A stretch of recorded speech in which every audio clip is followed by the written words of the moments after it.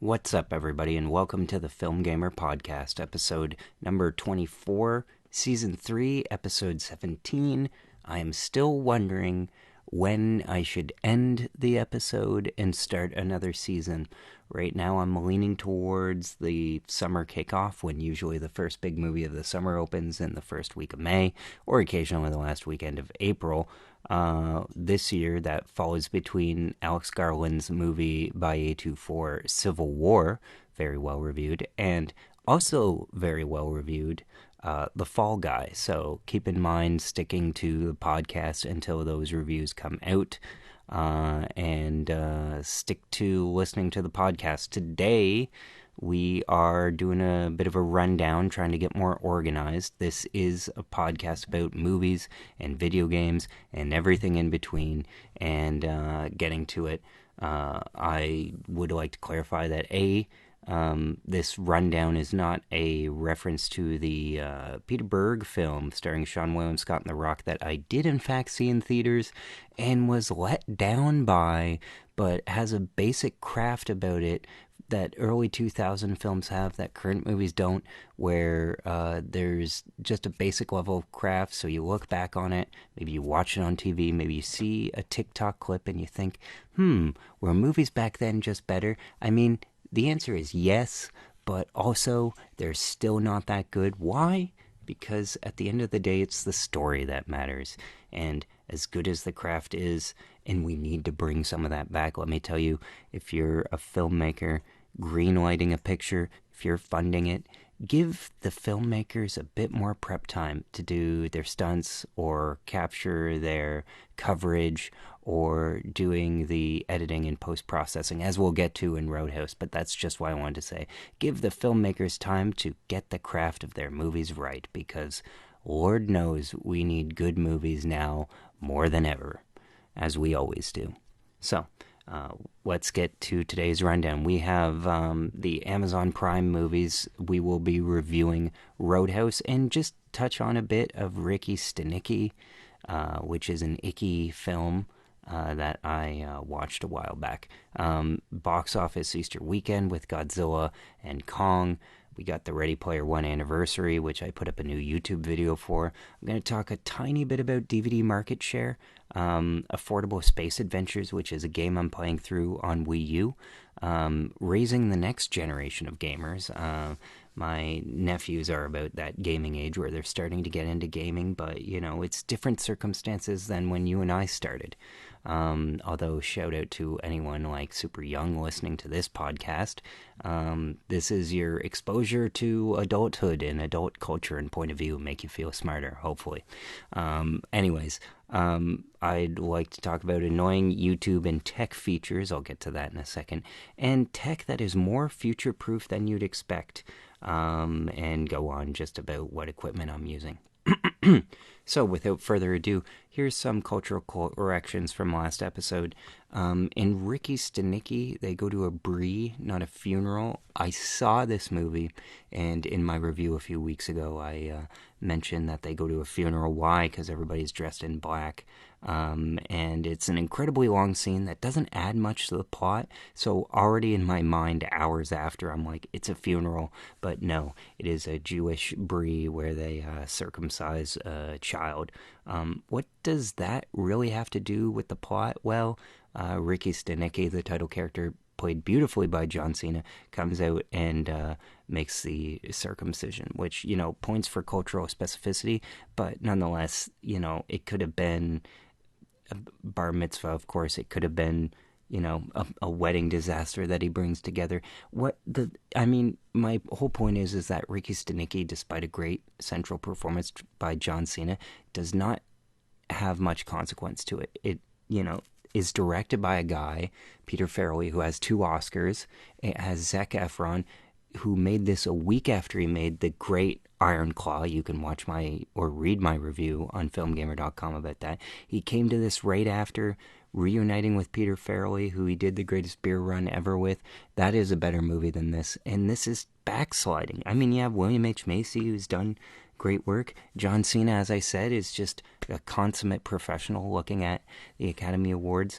And, you know, you have Andrew Santino, who's just kind of one of those comedians, those like YouTube social media comedians who's like kind of famous for his persona, so he isn't really expected to be that funny, and his character in that movie is just kind of awful. But I'm not here to rehash Ricky Stenicki. It's not really worth watching, but you know what comedies like that are. You don't watch it to watch, you watch it because you're bored and you just want to kill time or something like that, because what else are you going to be doing? Anyways, there are better movies than Ricky Stenicki, and one of them is Roadhouse. Roadhouse today was announced as the biggest debut ever for an Amazon Prime Video film on their streaming platform. Over 50 million viewers watched this movie. And if you watch Roadhouse, it's a decent time. There's some CGI arms. It is terribly audio mixed, honestly. The action is super loud and the dialogue is super low. Going by an interview that Steven Spielberg gave, referring to the year in which he did Jurassic Park and Schindler's List, how did he accomplish that in such a tight window? What he did was he finished editing Jurassic Park, and all that was left were some of the special effects and the sound editing. It was already edited in Picture Locked, but the sound editing and mixing is one of the last things to be done on a movie. And what he did to get away to do Schindler's List was he had his buddy George Lucas. This movie did not have George Lucas, who, you know, the whole THX thing, you know, it did not. Instead, it had a strike in which the writers and actors were not available, which means reshoots weren't really that possible. This movie was under the gun, and so the audio mixing is poor because they couldn't work on it again with the actors, have them come in and do ADR. That much at least. People say that in this movie, Conor McGregor's all ADR and is pretty bad in this movie. I disagree. I thought he was a great presence to have, and I'm no personal fan of McGregor. He's kind of an a-hole, but I thought he was a great physical presence to this movie. He's they do it smart. He's completely on his own for most of the movie. And, you know, at the end with him and Billy Howell's character, it's kind of like so unresolved and underdeveloped. It doesn't really make much sense the way that he is, and he's a bit of a madman. But this is not a movie that's like super critical of its own logic. It kind of gets by a bit on vibes, has a bit of style, but not a lot. Does a great number of swings.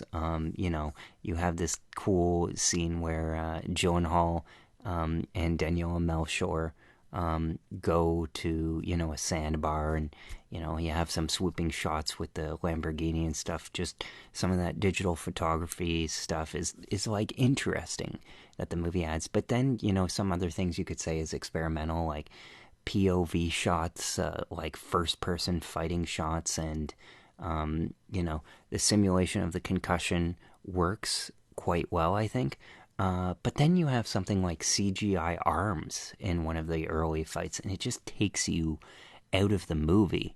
And, you know, Jake Gyllenhaal does great work in it, and you know, enough professionals are working on it. But it's funny to me that director Doug Liman, who did Mr. and Mrs. Smith and Edge of Tomorrow, and those are still his two most entertaining films, while The Bourne Identity being a personal favorite of mine. But he was offered by Jennifer Salke, who is the current big head at Amazon Prime Studios, the option to do an $80 million film that went straight to streaming, or a $60 million film that went to theater. And they chose more money, and it pissed off Joel Silver to the point where he yelled at some poor young executive woman, and, you know, just screaming that it's like the algorithm is taking away from us. And he, you know, poor woman, I won't link the but you can look it up on Variety, you know, Joel Silver freak out and stuff. And at the time I was really amped up about it. I'm like, oh no, Amazon Prime, evil company taking over the world. They're, you know, trying to kill the theater business, blah blah blah, even though they started with Manchester by the Sea, which that movie has an anniversary coming up, I guess you could say, because it premiered at Sundance and then premiered in April or something. I won't get into it. It premiered in November in theaters, and then it came out on DVD in April, but that's besides the point. My point is that Amazon Prime does have movies that go to theater on occasion, and they were willing to do it for this, but they took the easy money route, and that's evident in this movie.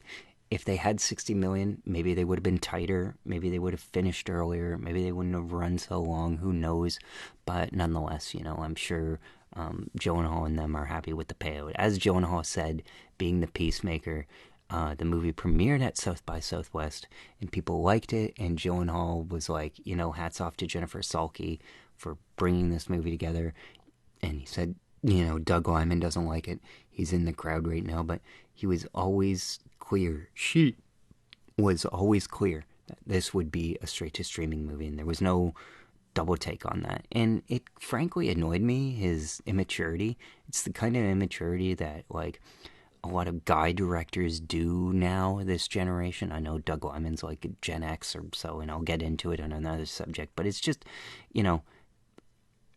Doug Liman does this on every movie. It's just immaturity. Gyllenhaal said they were always very clear that this was going to be a straight-to-streaming movie, and that's what they delivered. And look, would I have paid for Roadhouse in theaters? No, but it looked good. Going by the reviews, it was clear that it was, like, interesting, but, not quite all the way there. If it was, maybe they would have seen it and put it in theaters anyway, but the end result, no, it's not worthy of theaters. But let me tell you, I saw it on day one, and I enjoyed it. And, my brother saw it and enjoyed parts of it, and people I know have seen it, and they like it. So overall, it's a win for streaming, CGI arms aside. That Post Malone in the movie is the one smart guy in that whole film. Who would have known? Austin Post, smartest guy in a movie, by saying, hey, you know what? I'm not going to fight Prime Jake Gyllenhaal, okay? And anyways, moving on to the weekend box office, which we usually cover. It's kind of become my one constant thing to do that I like to do. And so we're going to look at Godzilla x Kong, The New Empire. This is Godzilla and Kong teamed up from the beginning. And yeah, this movie, I have to be honest, I wasn't that excited for. I really liked Godzilla vs. Kong 3 years ago. In fact, I was reminded today of it through a story I shared on Facebook, which annoyingly I cannot reshare to my Film Gamer page, just because social media sucks. But nonetheless, Godzilla x Kong, The New Empire opens to 80 million domestically, a bit less than Dune from a few weeks ago, and then 194 million worldwide total. That's actually more than Dune. And I'm not going to see it in theaters, but I can tell you when I do see it, I will probably like it more than Dune Part 2, just because it's focused on fun, and I like action movies, and the special effects seem pretty good, and Adam Wingard made this, he's the director of the film, by the way, really smart statement about runtimes in movies.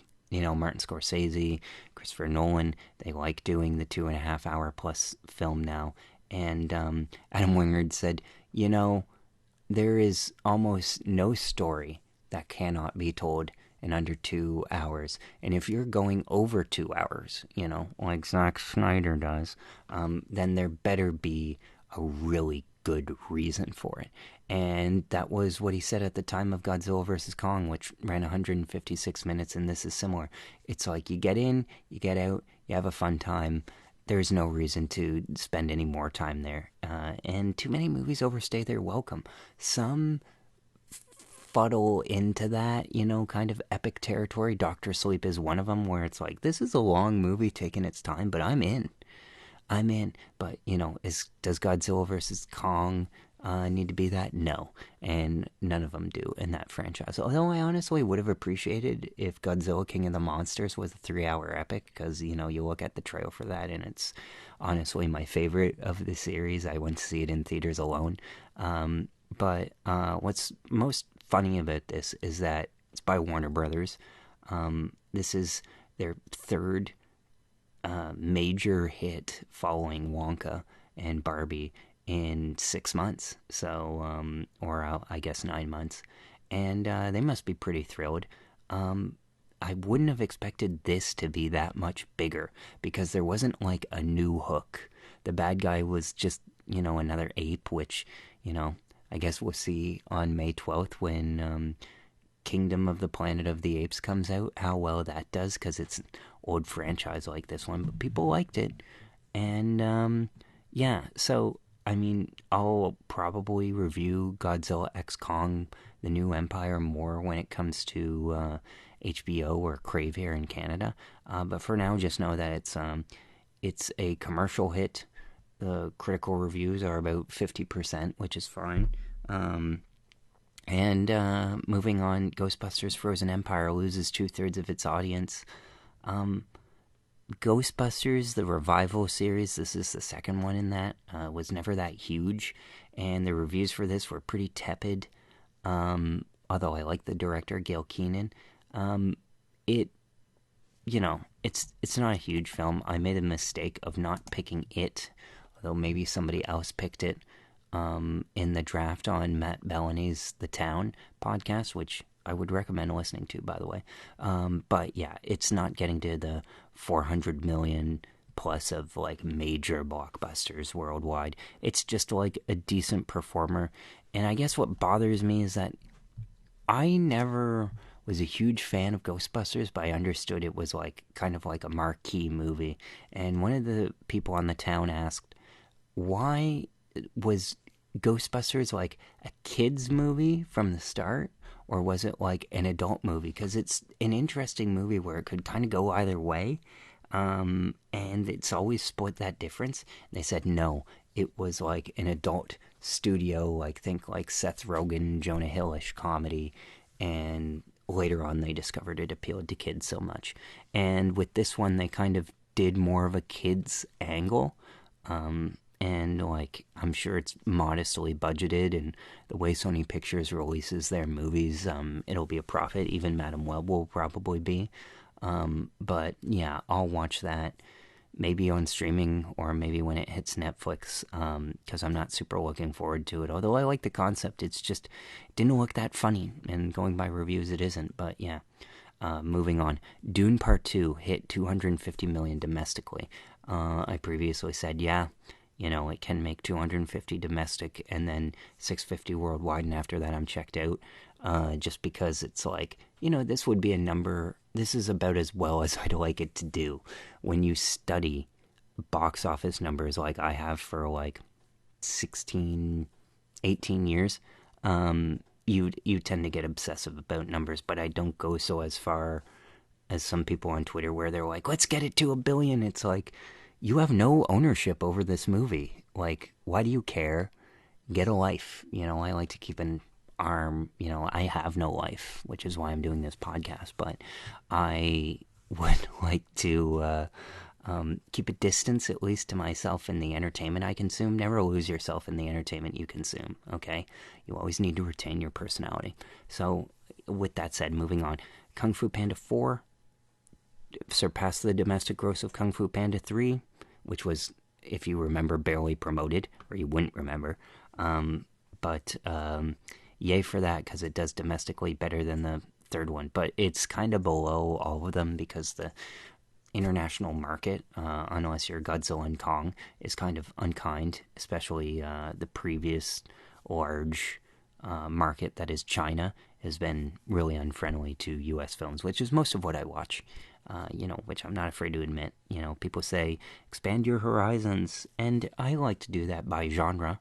But in the odd films, I like to keep it so that international films I see, like Anatomy of a Fall or The Zone of Interest, those are movies that break out from other countries and are foreign languages. So I like to, when I see a foreign language movie, I like it to be very special and good.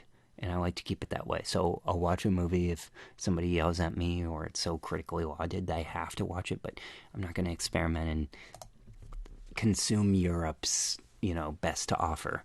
or take a risk on that. That's just not me. I'm a safe movie watcher, I guess. But moving on, Immaculate. Good hold, 39%. Hey, how about that? Same as Kung Fu Panda and Dune Part 2. They're doing good business. What was Immaculate expected to make? Because it made like $5 million, and that was already the best that Neon had ever done, which seems incredibly low until you remember they're an art house thing. But yeah, a good number for this is like, 20 million, and it'll do most of its business on digital. But good for Sydney Sweeney. She just has to not screw this up by doing a TV series. Euphoria is a different thing because that's what she got famous for, because that's such a visually drawn movie, and she's a visual marvel herself, dare I say. Anyways, Sydney, don't do what Glenn Powell is doing and do some sort of TV series for yourself, unless you think you can seriously pick up an Emmy or something. I know the landscape is drawn, but we need movie stars, butts in seats in theaters, and you are that. So keep doing that. Congratulations on opening this movie, and you're kind of entering the Scream Queen domain. So I look forward to seeing Immaculate. Do I think it's going to be great? No, but it'll be interesting. That Mark Wahlberg movie in its third week, doing okay. 20 million. Lionsgate doesn't spend much on their movies, as I explained last week. So Late Night with the Devil added a lot of theaters, didn't drop too much. Yay, good for IFC. I forget what their biggest movie of their company is, and I'd be able to check, except Box Office Mojo sucks now, so we won't be seeing that. And then there's, a couple other, Toulouse Square and Crew. These are like independent and foreign language films. I believe one of them is even from India. And these are what typically populates the bottom of the top 10 now. In most of the 2020s, as they serve, people have figured out if we just go straight after that niche of like those few million people and market directly to them. The Dragon Ball movies did this as well, a few other animes. You can do really well for yourself with hyper-focused marketing. Cut the fat, don't try and bring extra people in. And, you can make a few million in theaters, and that gooses the bottom line, because if you make more in theaters, then you can make more on premium video on demand, and video on demand, and then DVD home video, and then, TV, the cable, and then streaming, and then TV rights, and then, subsequent releases and whatnot. The last that I'll cover here is just In the Land of Saints and Sinners, the latest Liam Neeson film, distributed by the Samuel Goldwyn Company. That's interesting because well-known company, you don't see them that often, although you do see Tony Goldwyn a lot. I like that guy.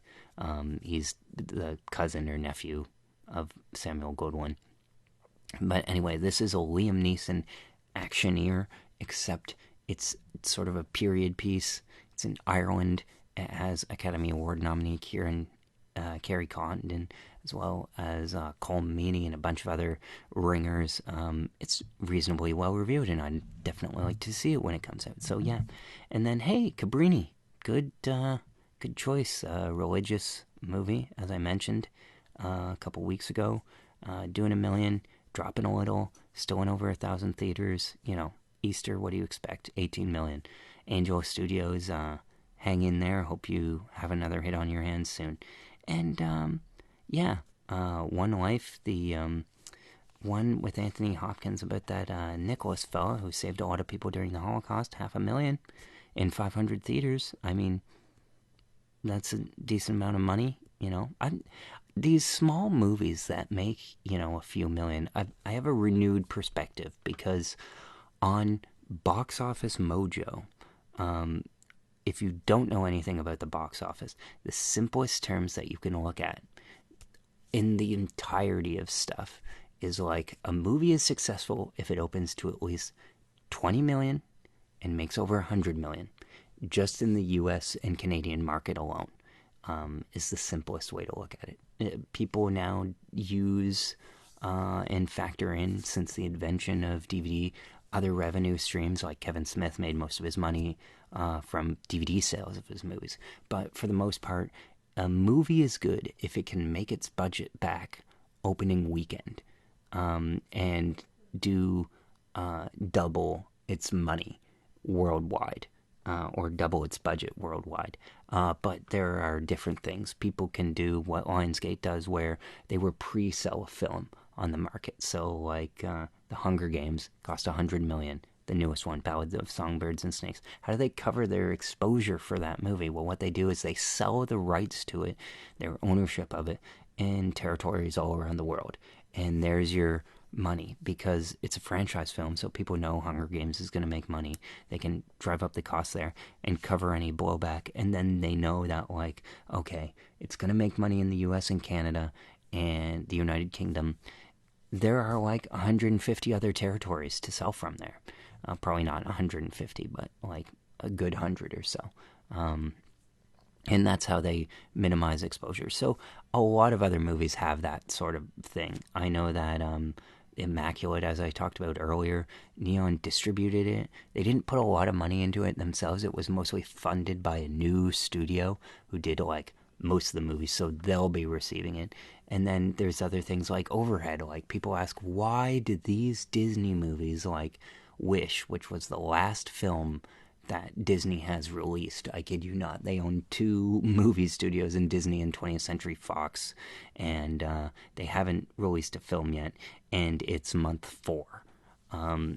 Well, their overhead is so huge that they, unlike the other studios, factor in all of that overhead into their budgets. So, like, yes, that movie Wish cost like $250 million, but that's because they have like 10,000 employees working at the distribution office, and they factor in executive bonuses, localization. They also factor in the publicity, even vertical integration, like going on Jimmy Kimmel. They own Jimmy Kimmel's show. That still costs money. They still have to factor that in. So, on one hand, they're being fiscally irresponsible because people are saying, oh, these movies shouldn't cost so much. But on the other, they kind of can't afford not to. It's like this Call of Duty like business model where it's like the treadmill is going here. And for the amount of movies that they're making, they can only really afford to make small films if they make more movies. And that is what they should do. But the executives, and Bob Iger is kind of an outlier here, but they should really...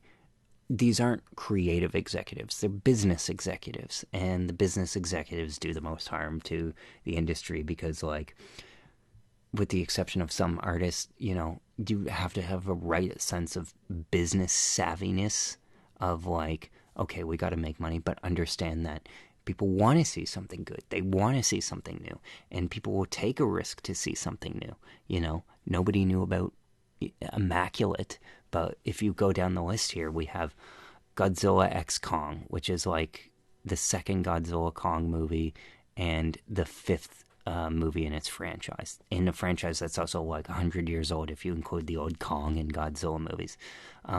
So you have like, it's like number 5 in its franchise. You have Ghostbusters 5, which is 4 canonically, but you have Dune Part 2, which is a remake split into 2. You have Kung Fu Panda 4.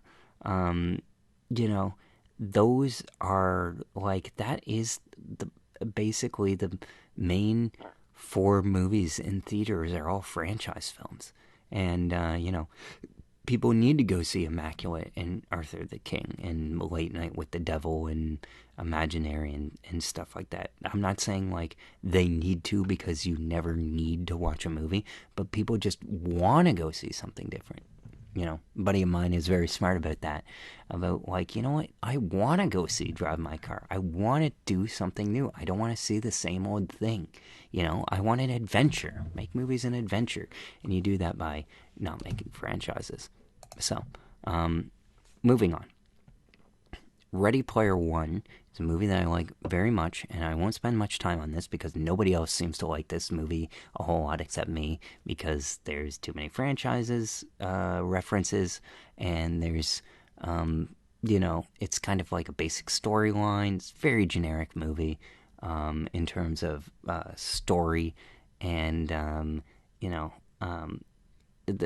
I could go on, but the main gripe about it is that like it messes with the book a lot, and a couple of the messages that would have given the movie a few more points about having a more realistic female companion in that movie, more the people in that world. It's a movie about the virtual world. In Hollywood, everybody's fit. And in the movie, everybody's still good looking, but it's a movie about, honestly, it should be about fat nerds. And the movie adaptation got rid of that. I kind of don't care about that too much because there's so much glorious camera work done in that movie. It's paced well, the sound effects are excellent. I haven't, to this day, sadly, seen better special effects, although you could argue Avatar: The Way of Water, but like for the most part I haven't seen better special effects post Ready Player One. So I like the movie so much I did a fan cam, where people romanticize characters in the movie and that kind of thing. I took the love story of that movie and set it to Clarity by Foxes, the Zed song featuring Foxes, and I used the not YouTube footage. I used like clean Blu-ray rip quality footage to make this montage, which was easy because I didn't have to constantly switch out the DVD drive. But anyways, I made this last summer, I think, and it was nowhere near appropriate to share at the time. But I put it up on Vimeo, and then I realized, hey, it's the anniversary because I had it marked down. And I put it up on YouTube. First time I put it up, when I initially did it, it was like blocked or something, and it didn't quite work out, or I might not have even had my YouTube channel at the time. And then I re-put it up just now to watch on YouTube, and guess what? It worked, and it gave me the good old, you do not own the copyright to this, however, we'll allow it to be seen. So that was great, and it's at 72 views now, so it's only 1/3 of the way to being my most viewed video, because my regular videos on here are not that huge yet. My biggest video is a short, and it's I think, how many views does it have? If I look here, because it's a clip from The Insider, it's 35,000 views. Yeah, and as usual, that's like a movie clip. So what are you gonna do? Is that really me? Is that really my skill? No, but hey, we gotta count something. All right, and I love movies, as you no doubt know. So, anyways, that is there, available on my YouTube page. It is called the Ready Player One Romance, Parzival and Artemis, or Ready Player One Romance, Wade Watson, Sam Cooke. Just because it sounds like Sam Cooke, the artist, but like it's Samantha Cooke is her character's name. Olivia Cooke is the actor. I don't know how to title things, okay? Like, I should have just called it Ready Player Romance, but then would people, if you search Ready Player One, would that come up? I don't know. I rarely know how to title things, which is funny because I think it's David Lynch or Quentin Tarantino, I'm not sure who said it, but they're like, I can't start a movie unless I know what the title is, and I'm kind of similar, so I drive myself crazy. That's the takeaway. So let's just move on before I lose my head here. DVD market share, okay? I follow a couple of DVD home market people on Twitter, and or X as it's now called. And basically, if you look at the market share for the week ending March 16th, 2024, of the top 50 like disc sellers, units moved out of like Walmart and other retailers, it's still 50% DVDs, okay? Blu-rays are at 30, Ultra HD at 17%. Do you know when DVDs first came out? Okay, 1995. I was 2. Okay, I had just turned 2, and there's still a format to be reckoned with. Like, you can buy Oppenheimer very easily on DVD. It is so cheap. My grandmother has a DVD player. In fact, she has my dad's DVD player. I helped install it, but it's it's an unbeatable format, you know. Blu-ray, yes, it's high quality, but there are loading zones, and let me tell you, it seems like there's a lot more of them. I can skip the warning labels on a DVD of like, attention, theft and anti-piracy is a serious crime, Jim. You know, you can skip through that on DVD player. On Blu-ray, it's like disabled, disabled, disabled. Can't do that. And, you know, because it's media is important, you guys, as if the people who are buying the media are the ones who need to be told that pirating it is wrong. It's frankly ridiculous. And that scene when you go to Ultra HD, I saw my first on 4K Ultra HD movie, or at least a clip of it in the Equalizer 3, which is shot on new cameras on a 4K TV. I could not tell the difference between that and Blu-ray. You have to be sitting pretty close and have a pretty giant screen to get a kick out of it. So, you know, like, Blu-ray itself is fine. Like, coming down to gaming, I find, 1080-60 is, like, fine. You know, 'cause if it's well implemented in a high bit rate, that's good. I'm cool with it. But as such, we have the problem where every time we enter a new format, it gets a smaller and smaller market share. And the reason for that is Blu-rays and 4Ks don't have any cool new special features to have people come in and watch stuff, and they look and they say, well, streaming and digital is there. That's good enough. And the problem is that both for streaming, I just watched a movie, Silent Night, on Paramount Plus. The bit rate was terrible at like 20. It was choppy as heck. But I watched the film, still had an opinion on it. It was good enough, right? But, like, where are the commentary tracks?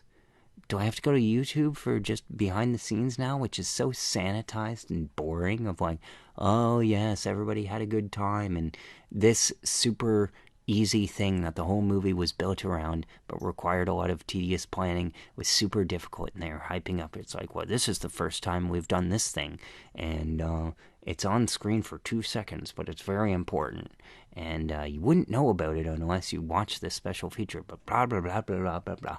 And it's just like, okay, where are the new ideas in terms of formatting? Okay, it's not about more clarity, it's not about more sound, because DVD does that fine. You know what took off on DVD? The special features. VHS didn't have that.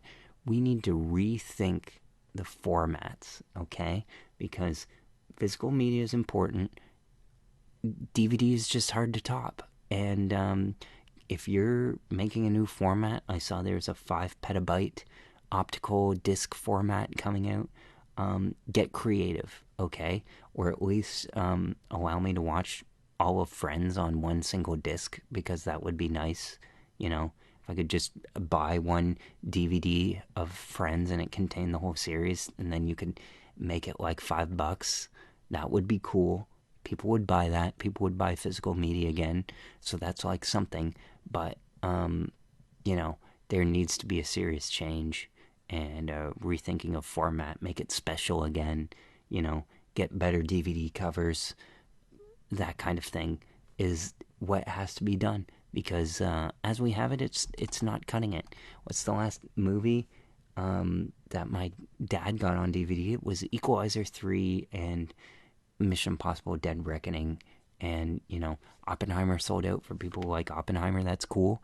But make people excited about the format. If you're a disc maker, if you're Sony Pictures Home Entertainment, come up with something new. Or, you know what? You can email me, williamhume@live.ca, and Tom Rothman, I'll give you a few ideas for how you can make the Blu-ray format succeed, because I know you're an investor in that. Anyway, moving on to the game section. I am currently playing, and very proud of playing, a game right now called Affordable Space Adventures. This was made for the Nintendo Wii U, which is a failed platform that only sold about 12 million. It sold the least amount of consoles of like anything, and it happened smack dab between the Nintendo Wii, so it plays Wii games, and the Nintendo Switch, which basically was so successful that they were able to just copy all the Wii games and port them over to that, but it doesn't have the dual asymmetrical screen. It just has a screen that you can switch to and from. But nonetheless, this is a game that's only come out for this platform that has now been discontinued since the Wii store closed down. And it's a fun little 2D kind of game. If I were to describe it, it's basically like, imagine if the Titan submarine disaster was a video game and you're like halfway there. You play the semi-reluctant participant of a space exploring program on a budget, and you basically Metroidvania style go through these levels. Limbo is another comparison. That are just like these puzzle death traps, and you use your wits about you, rerouting the power to fuel source to electric and stuff to navigate this. It's a short little game, but I've really taken my time with it, just because I wanted to figure out how to get my setup in a comfortable position, my gaming setup, which I'm always fiddling with, and also in a position where I could record gameplay, which I always have issues with just because I get settled and then, something changes in my circumstances and I have to move the TV around, or this is distracting, or I don't get enough time on that. But nonetheless, I'm enjoying Affordable Space Adventures. I got it on Reddit because somebody gave me a code and I really, really wanted it, and I'm so glad that I got it. But man, the stress of me getting it, because as I said, this game isn't available anywhere else. It's very well reviewed, above 80 on Metacritic. It was made specifically for the Wii U, and you can't get it anymore. I don't even know if you could pirate it, honestly, because it's made specifically for this platform. You can work it with the nunchucks, which is the Nintendo Wii controllers. It mainly works on the tablet. So it can't really even be pirated effectively, this game, Affordable Space Adventures. So I wanted it really bad, and people had codes to give away, because apparently there was a bundle, a humble Nintendo bundle or something that people bought a lot of, and somehow they ended up getting double games. I mean, I don't get it, but happy to get it. And somebody gave it to me because the Nintendo group of fans are the nicest fans in the world, the best gaming fans in the world. I'll say it, they are. And this is my first Nintendo platform since the N64, which I got at the tail end of the generation, really, really late, like in 2003 is when I got my N64, and I never had paid for a Nintendo console myself, so I ended up getting that, and I'm happy with it and proud of it, and this is one of the games that I still have to play on it. And after I get that, I have Mad World, which was a black and white and red all over battle royale game that I always wanted to play. And then Silent Hill Shattered Memories was another one that I played through. Of course, I played through Mario Kart Wii. I mean, of course, I'm going to beat a Mario Kart game. It's every Nintendo console is sort of bulletproof because you always have a Mario Kart and a Super Smash Brothers and a Mario platformer. And this kind of failed because it had Super Mario 3D World as its like Mario platformer, and that's like a 2.5D game. That even though it's 4-player co-op, that didn't matter enough to people. But and then Zombie U sort of flopped as a hardcore, unpolished kind of game. That's another one that I gotta beat before I put the Wii U away. And then I have Xenoblade Chronicles X. That's another one. Still hasn't been ported to other Nintendo platforms, even though they have Xenoblade Chronicles 3 and whatnot.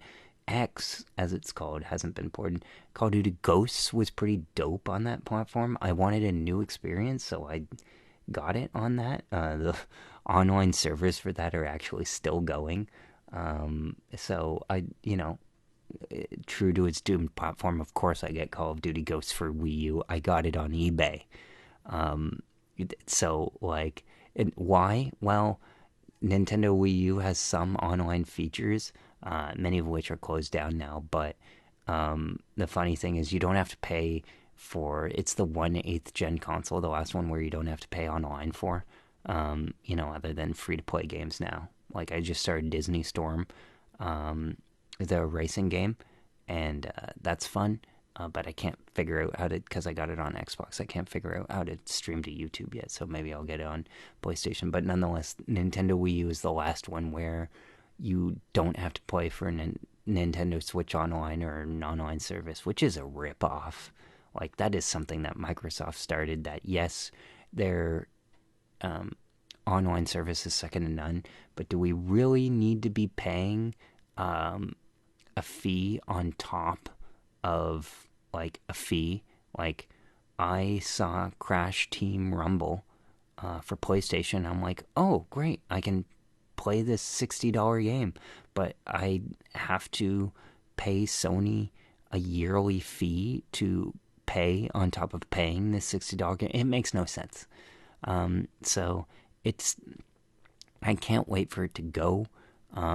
My hope is that they juice the online services enough that they can basically make the base level of online servers free. But, until then, we have single-player games like affordable space adventures and whatnot. And that's why I've always been a single-player person, because I've never had too much money. So I'm like, okay, what am I spending this on? And it's like a 12-hour adventure game. And then, of course, now I'm older, have anxieties, and are like, okay, I only have the attention span for like a 6-hour game. That, and video games are now so expensive to make that they don't make as much, and they're so time-consuming that they take, like, Sony has nothing to come out for like an entire year because they fired all of their bullets in their gun, and they don't have another game to, like, there's nothing on the horizon. The people who make Horizon made Horizon 2. They made a DLC. It's going to take them 4 years to come out with something else. Naughty Dog has been terribly mismanaged by Neil Druckmann, who is focused on the TV series. Hey, let him. But, like, he's like, oh, I'm not sure I have another game in me. It's like, okay, then step down. Like, who are you whining to, Neil Druckmann? Like, make a game or leave and focus on making the TV show. People don't care. Somebody else will make The Last of Us 3. He just doesn't want that to be the case. And, I get that, but it's like so annoying that, like, under Herman Hulst, when he was chosen as the head of Worldwide Studios, the person who is in charge at Sony of making sure all the games all come out. And basically what they used to have was they had Sony Computer Entertainment America, Sony Computer Entertainment Europe, and Sony Computer Entertainment Japan. And Japan had, like, Gran Turismo, and then they'd have, like, an odd thing like Astrobot is one of them. The Last Guardian is another. They'd have their section, and then Entertainment Europe had, like, Wipeout and Killzone, and I think stuff like Fat Princess, and they developed PlayStation Home. And then America, you had SOCOM, you had God of War, you had Uncharted, and then you had third-party stuff like Insomniac at the time. They consolidated those during the PlayStation 4 era, which sucked, because PlayStation 4, I still use mine. I'm happy that I got it. It's running on 9 years now, which I'm trying to think. That is about 2009. It's so funny how that is way more time than I had my PlayStation 3, but my PlayStation 3, like, I beat all 36 of my games, like, completely. I don't play it anymore. I still play my Xbox 360. I don't play my PlayStation 3 anymore, but those from June 2009 to 2015, so those 6 years were very intense for playing games, and it was the greatest, gaming era that there was, including the 2 years beforehand of 2007 in the 360 era, and it just won't be topped. The only unique experience I had playing video games in PS4 era was, like, Until Dawn, which is a great game.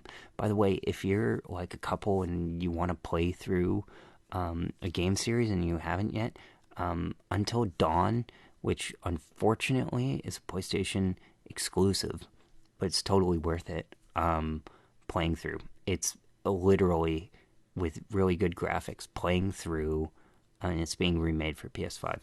It is playing through a horror game, but it's not go left or right. It's way more involved with that. You can see on YouTube totally, non-gamers play this game, and it's just like the de facto horror experience for like slasher stuff.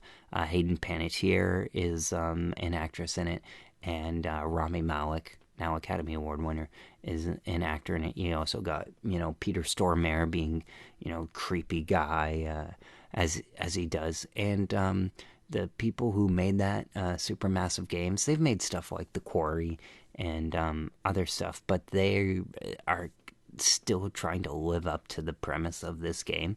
And as I said, non-gamers play this. Kaylin Nicholson, of All Things Cozy, who I went to high school with, she did a playthrough of Until Dawn, and so many other people who are this is a non-gamers game.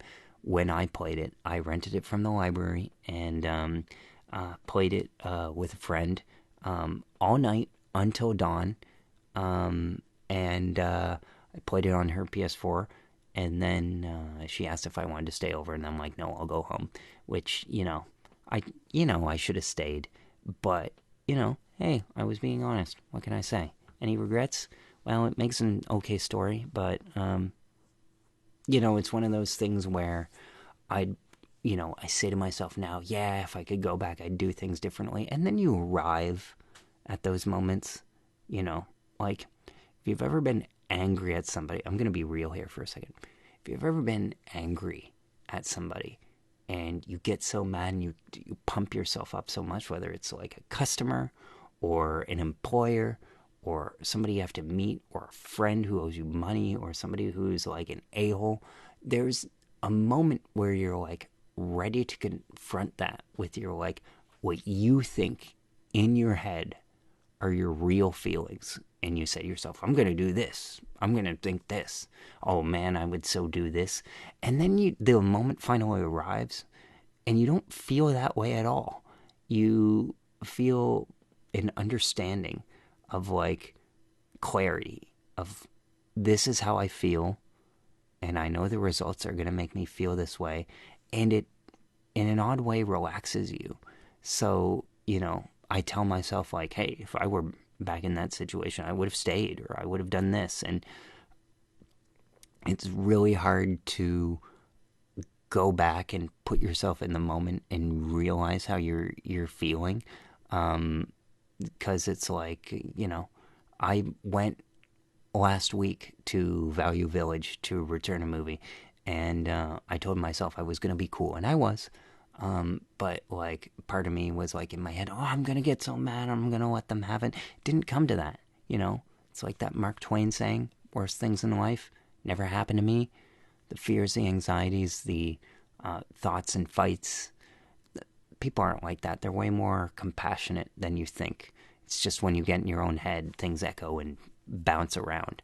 So, be real with yourself. Okay, that's the takeaway from this big sidestep of a thing, is like, you think you would do something differently, think about it. Go easy on yourself, because you, okay? And what is that in the moment, when you were real with yourself and had a sober thought, you made a decision. And you know what? You may never find out what the ultimate decision was, seeing both sides of the coin, if you made the right decision, but I bet you made the right one. You just have to pay the price of never knowing it for sure. And, that's a hard lesson to learn. It's a hard lesson to teach. Not sure you can, like, really teach it to somebody like the next generation. The next generation of gamers, that is. Right now I have nephews, and a niece. Soon to be another, hopefully. The funny thing is they're getting towards the gaming age. And I think to myself for them, okay, like, how old was I when I learned the dual analog sticks? Because that came out while I was gaming, and that was Halo. Um, and Halo came out in about 2001. And I was about 8. So I think they'll learn before that. You know, I'd like for them to be gamers just because it's, let me tell you, I don't game as much, but when one of them is here, we game all the time. And it's like, oh, I'd love for them to experience this. And you live sort of vicariously. And we've beaten 2 games together, Yoshi's Woolly World for Wii U. We play Mario Kart, which I guess you could say we've beaten. We play Super Smash Brothers for Wii U. And we played Lego Marvel Superheroes, which, as I said in my previous feature, is a hidden gem. And it's like, oh, I'm so glad they get to play these higher quality games, which I did not get to play, but they're also way more addicting. Like, and right now, if you were to use modern controllers, they're really expensive. I'd be really pissed, like, if any of them broke. So that's why we play the Wii U, because it's like they're broke a $20 Wiimote. Let's say if that happened, it's like, oh, you know, um, a Wii U Pro controller that I had was a knockoff that I got to beat Legend of Zelda, which I still haven't done, by the way. That's on my backlog. That broke. And I was annoyed, tried to fix it, but I wasn't like, he's never gaming again, you know? It's just like, hey, you know, stuff happens. And that's why the Wii U is like such a perfect console to learn on, because you also get the Wii games back catalog, fully compatible. And again, those Wiimotes cost like $20, and they're so accessible. They're accessible in a way that gaming hasn't been for the generation since, which is odd to me. Like, why didn't they make a Wii 2, where, you know, if future divorced parents can get together and use, because somebody had this funny realization of like, you either had this Nintendo Wii, or your parents are still together, which is funny because the people that I think of that had a Wii growing up, they're divorced, and it's kind of like, oh, this will be fun for the kids and stuff. So that's why I didn't have a Wii, because my parents are still together, I guess, according to this Redditor, who you know are wise beyond their years. We know this now. But anyways, you get the back catalog of Wii games, and it's super successful. And then you have a couple of Wii U games. You get the HD graphics, and they're kid-engineered games, and the cream of the crop rises to the top. So, you know, you get your Yoshi game. You have Donkey Kong Country Tropical Freeze, which is actually pretty difficult, because the dreaded shared pool of lives, like, my buddy, nephew, I won't say which one of the two, but he likes to run off the edge a lot, because he doesn't get jumping. It's kind of hard to do, I guess. But anyways, when he runs off the edge, then both of our lives drain.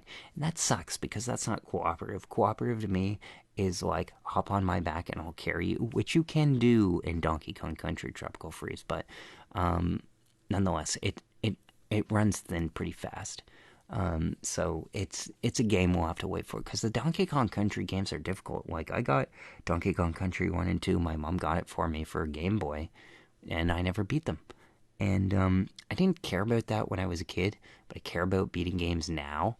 Like, I've beaten 237 games, and the last couple I've beaten with them, because again, it reinvigorates your This is how interested little kids are in games. Wakes me up in the morning and he's like, can we play video games? Can we play video games? And it's like, obviously you don't want them to be obsessed, because, you know, then that's all that they want to do and whatnot. And, but, you know, if you indulge them, you say, sure, they're like, yay, this is the best day ever. And don't you remember when you were that optimistic about, like, playing video games? Because, you know, I do, and it's not now, you know? I don't have the same anxieties of like, oh, I'm older, I'm too old, I can't compete in first-person shooters. I was never that great to begin with, and I didn't want to devote the time, which was honorable in my head, to, like, not play games like that endlessly for, like, 1 month and hit my head against the wall and that kind of thing. I can still, in my mind, delude myself into thinking that I'll be part of like a clan, and play a game. But I haven't found the interest. But nonetheless, I never devoted myself that much to video games. But I do live vicariously through my nephews, so for that I'm very thankful. And I curate, the games that I want them to play and stuff like that. Right now, I'm trying to acquire new Super Mario Brothers plus Luigi U. The first copy that I got was, I'm like, great, this is a steal. And then it turned out that the disc didn't work, so I was able to thankfully get my money back because, again, Nintendo fans are the best on the planet, and they refunded me because it didn't work. I know that's very basic, but it's like, some people think you buy something online, you get what you pay for, you buy something cheap. But I'm very adamant about getting my money back, and I can be really mean about it because I don't have better things to do. So I'm very much like, okay, like, this is the $20 that I'm spending for the month on something fun. This better work. And if it doesn't, then it becomes my whole life for like a day. Yeah, look out if you're obsessively dealing with me, I guess. Made me a good salesman, though. Like, I was really good at selling. Hopefully I can find another sales job or something like that. But anyways, I'm looking to play new Super Mario's plus Luigi U, but I don't want to drop $40 on something I'm going to play with the nephew. I'll rent How to Train Your Dragon from the library, which, again, library plug, rent a video game from the library, okay? There's a couple. Check your local library. There's always some to play. Or there's free-to-play games. There's oodles of them now, so, yeah. I want to switch gears quickly to Nightmare. I was playing PlayStation, watching YouTube in Austin Evans, shout out to Austin Evans, video on YouTube, when all of a sudden, as I'm, checking my phone but watching, a notification comes up that says, continue watching on Dad's iPad. My dad's, watches YouTube on his iPad like most folks his age. And the worrisome thing was that my video paused, it stopped, and then said, continue watching on this other device, which is, my YouTube account is not on that iPad. So it's very weird of Google to ask to continue watching on another device with another account.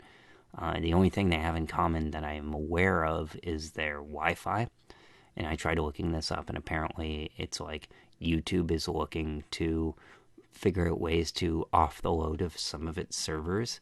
And in this case, it is when two simultaneous streams are happening over the same network, it is freezing one of them. Or, it's just an uncomfortable monitoring of the network. There's nothing I currently did to figure out the solution, so hopefully it's a one-off. But, like, I complained to YouTube on X, and they said, oh, well, you should try starting and logging everything out. They have no idea how difficult it is for me now to log out of my devices. Like, it was easy back in the early 2000s password era, but now it logs me out of so many friggin' things, you have no idea.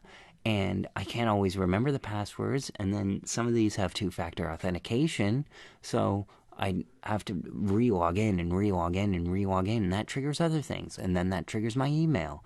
And I don't want to do it. And the attitude of these engineers that's like, oh, just log out and log back in. Oh, I'll do that. No, it's not an easy thing to do by any means.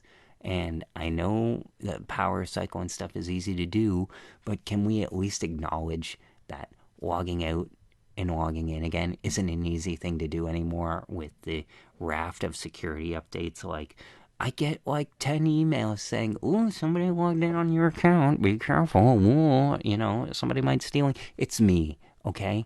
Nobody's stealing my account. They're not stealing because they don't care, and they don't care because there's no money there. The only thing that I care about that gets hacked would be, like, my bank account, which thankfully we haven't switched to an all-digital currency or something yet as a standard, which maybe would get rid of inflation. That would be nice, but there's no going back from that. But that's the only thing I'm worried about. Does something have money on it or access to my money? If that is the case, then I am worried about the password. But if it's something like, what, is somebody going to log in and comment on a YouTube video on my behalf? Like, always somebody's going to say something offensive. It's on the internet. It's not real. Okay? So, I see people get hacked. It's such a regular thing now. On Facebook, oh, somebody said this thing. I've been blackmailed, blah, blah, blah. Oh, no, my page got shut down. And that really sucks. I've had my page shut down. It's the worst, and it's hard to recover from. You can't really recover from it because it's losing a piece of identity. Identity theft, serious crime, Jim. Dwight was right. So yeah, that's very annoying. But the problem is that these companies, these tech companies now exert so much control over our lives that they're not doing a favor to us anymore. We're doing a favor to them because they're buying and selling our information. They're not giving us very much ownership over it. And then they're asking us to inconvenience ourselves to solve problems that they created. Like, what tech problem does this solve by pausing my video feed? And on some people, I asked them to continue watching. It didn't for me, but ask to stop and start watching on another device. That's a Spotify thing. I do that, and I switch from Spotify to my computer, to my phone, to my other phone, to my speaker, to whatever. But I choose to do that. I don't want that asked and done for me, okay? So YouTube, with the asking to watch on another device and pausing to save your own bandwidth, don't do it, okay? Find another way to make money because it's such an inconvenience to me, okay? I currently have my first laptop, which I was able to upgrade the RAM for. Weirdly, I spent some of my Amazon gift cards on 8 gigs of DDR3 RAM. I don't even know if my old laptop can handle that, has the CPU brain power to do it, but hey, it was fun to do and redo and take apart my own laptop and just stick the RAM slot in there and stuff like that. And I even wonder, because it said that 8 gigabytes is the maximum amount of RAM. This is a Windows 7 laptop from 2012. It is the first laptop that I ever got. My dad got it for me when I was going off to university because I needed it, and I'm glad that I chose it because it was black, and everyone else in communications had an Apple laptop that they bought. So I was in a sea of Apple laptops, and I had my black Asus, and people thought, ooh, this guy has a black laptop. He means business. He's serious. He's smart.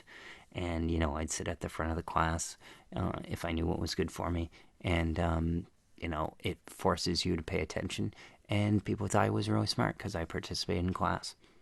Although sometimes, even though I participated, I got a D+ or something, but I passed.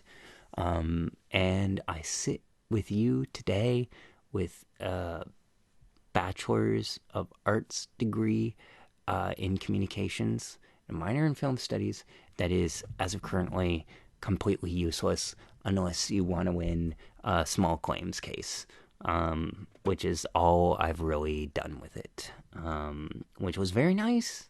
But again, I am now 7.5 years of unemployment. And by unemployment, I mean unable to use my degree because I did, work at Staples a year after I graduated for 3 years.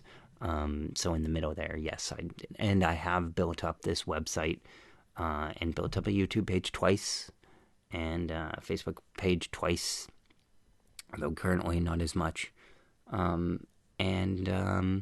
That's handy, but I would very much like to get paid or make money off of what I do. But, I see people like Jay Stoobs on TikTok. Shout out to her. She makes good content. Listen and subscribe to her. And shout out to Straw Hat Goofy, who I do not like at all and find to be a total sellout, and his opinions are annoying, along with most of Film TikTok. But shout out to them because they probably worked hard. They are more successful than me. What are the reasons they are more successful? Well, they probably live independently and can record at any time and be as loud as they want. Me, I'm very sensitive about that stuff, and I live with my parents, so that's what it is. And that's how it is. Now, the upside to that is that there is nobody on Earth who has the funds of empty nesters or boomers and the brains or tech brains of a very late millennial. So I have the fortitude to see forwards and backwards into the future and past, and have the capital to make informed consumer business decisions. This makes for a great podcast.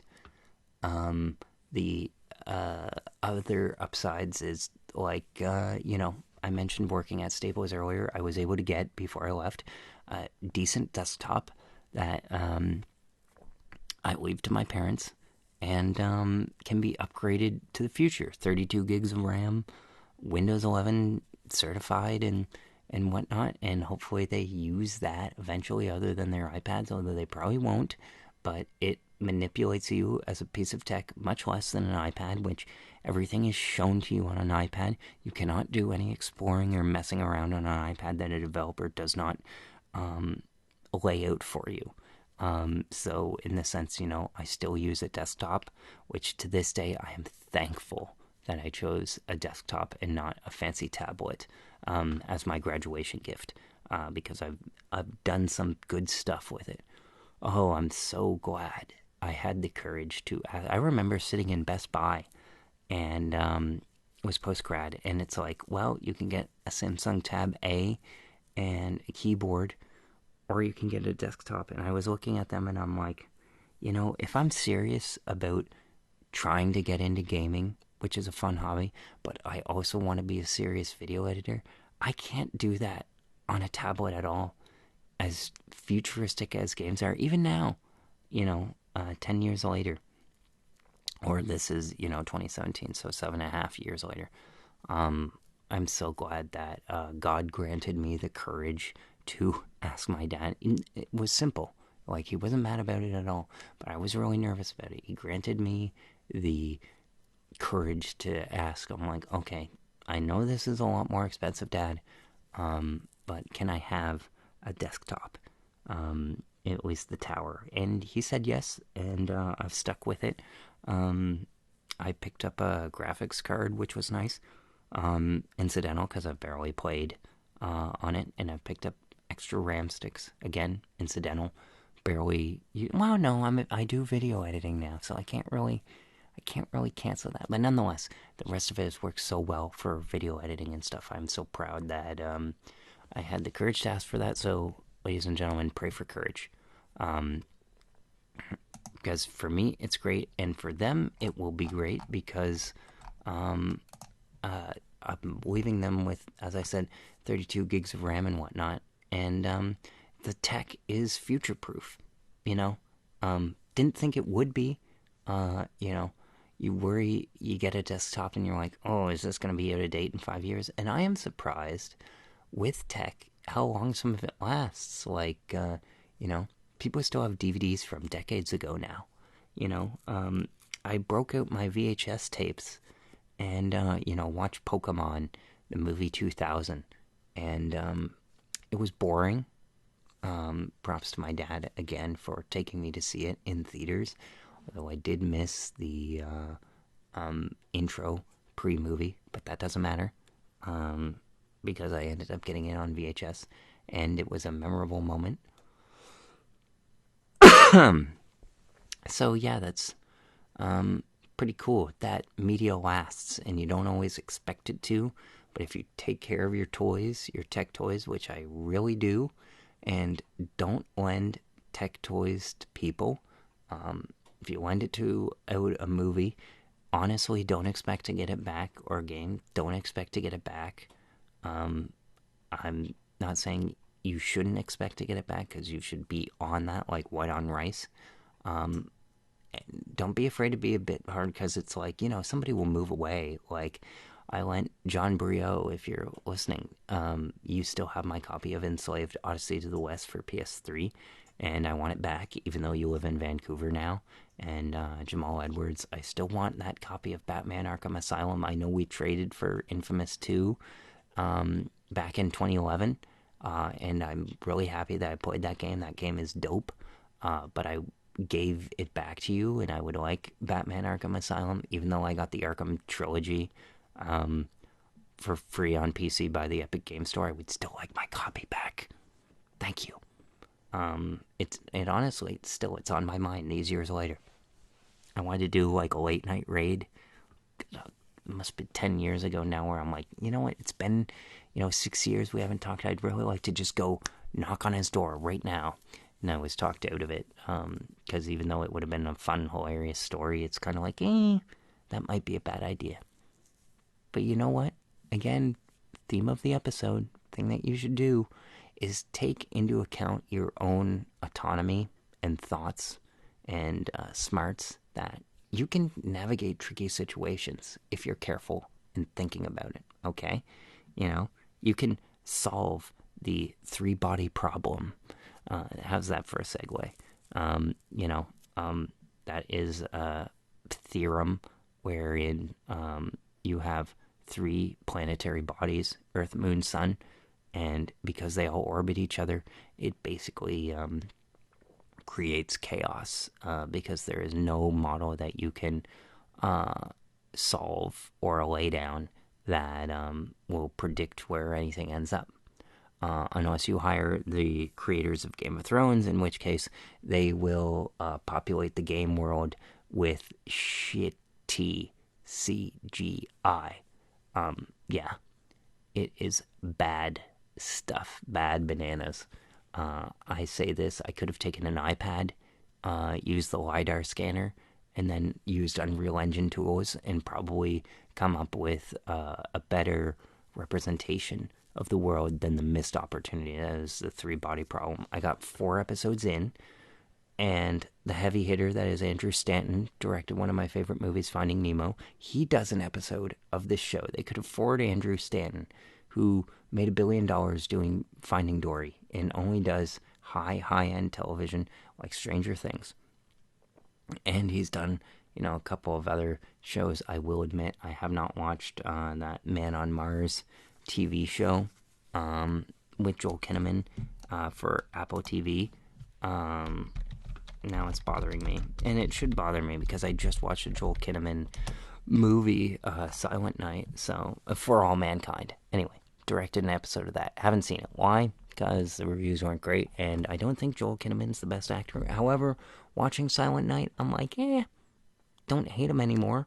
Like, he's average, but he, I didn't like Altered Carbon. RoboCop was a disappointment. I liked the Jonathan Demme directed finale of The Killing. I didn't watch the rest of the series, and he apparently was in the Swedish Girl with the Dragon Tattoo. I don't remember him in it.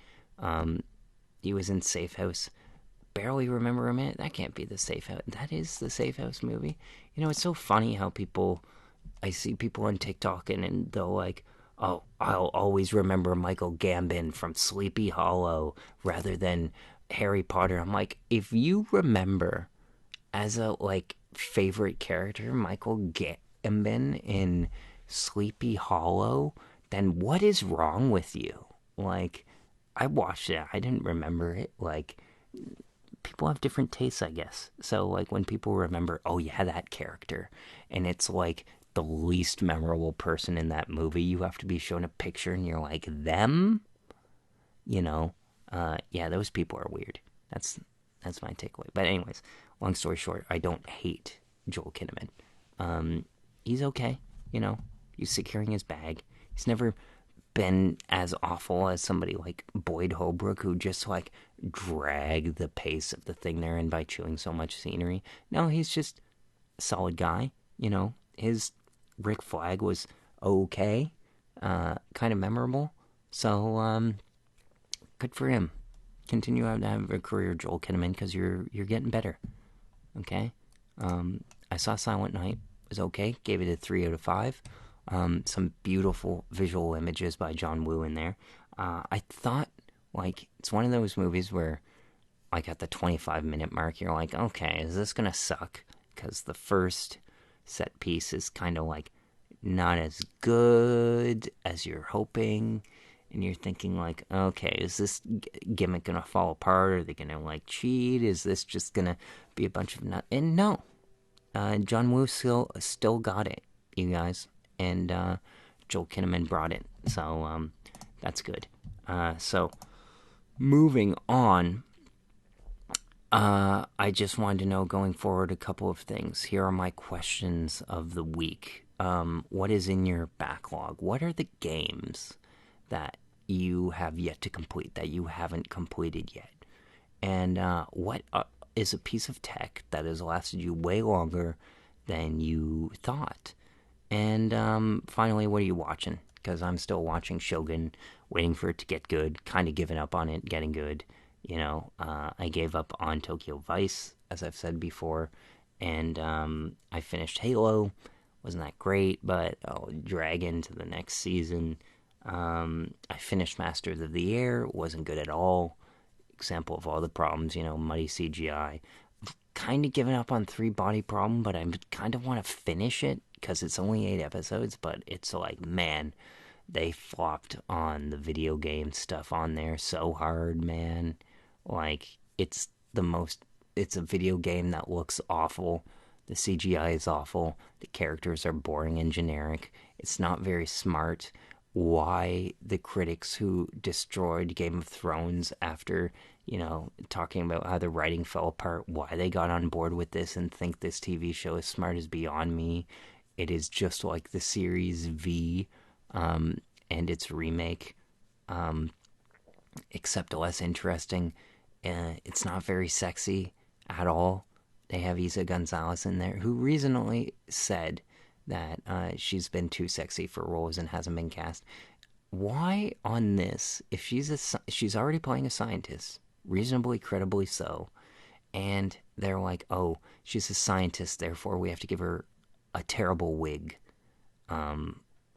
If you're already there, if you're a 9 out of 10, why don't you change your haircut? Like, there's no person on Earth who is a scientist and is a 9 out of 10 and willingly keeps a bad haircut. And I know you might say, well, I know people. This story isn't about them.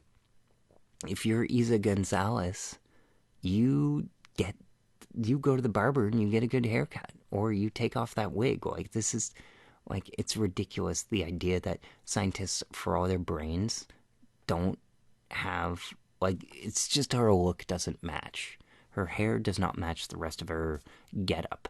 And, if you're a scientist, like, people have their own style. And so the styling on that show is not good, is my takeaway. Like, they have the character Samuel Tarly on Game of Thrones. I forget that actor's name. Something Bradley. Sam Bradley, I believe. He's on Three Body Problem. And he's like a 30-something loner who I guess is into porn or something, but you don't see any of that in his character, John Bradley, sorry. And his character is boring, and I'm just kind of thinking, like, why is there no romance? Why are the characters all kind of ugly? Why does the TV show look visually ugly? This sucks, is the takeaway. Everybody is telling you about Three Body Problem. If you look at the reviews, it's 77% on Rotten Tomatoes, and it basically says, like, oh, it tackles a heady subject, and it's, certified press. It's like tackling its ambitious source material with impressive gusto. What gusto are they talking about? Like, it's so by the numbers for its time. Like, this is the kind of failed experiment we'll look back on, similar to his Dark Materials, and be like, oh, yeah, product of the time, It proves a solid start that should leave sci-fi fans eager for more. Sci-fi is about imagination. This show has none, okay? I hope it fails. I hope that they don't make another season and that somebody can adapt it as a movie as it should be properly. Because David Benioff and D.B. Weiss aren't it. They can do numbers with medieval, looking into the past, but they're not visionaries. They aren't forward thinking. They don't have creative ideas. Threads like the number countdown, which doesn't seem to follow logic to me. It like what was going on with that? Like, what was that counting down to? I don't know. The High Sparrow added again. Jonathan Pryce doing the same thing that the one character did on Heroes, where he's kind of like a shady human with no powers, but he's connected to this central powerful force, and he's talking to the lady on the radio. It's like, I don't care. I don't care. Like, center it all on Isa Gonzalez's character, or center it all on, do a different character in an episode, or center it all on Benedict Wong's character. But this, I don't know if they were trying to do the Game of Thrones thing where they set up a character, move on, set up a character, move on, and then have it all converge, but it's just so stupid. And the big problem with this is that it's not an American set series. Like, this is an American problem about, like, science versus anti-science versus publicity. Why they decide to set this in Britain, I don't know. Why they didn't set it in China completely, I don't know. Why they didn't set it in Japan, I don't know. Canada here would have been more interesting than settling in the most boring country on Earth. So, yeah, that's why I think of Three Body Problem. It's not good. Anybody who tells you it's good is not a good critic or a liar. Yeah, that's my take for the end. And, I'll think of something next week. I don't know what it's going to be, but maybe I'll finish Three Body Problem. I don't know. But take this as you will, that watch good things, recommend good things, listen to good things that people tell you to watch, and if you watch those things and they are not good things, then don't listen to those people recommending those things. Okay? See you next week.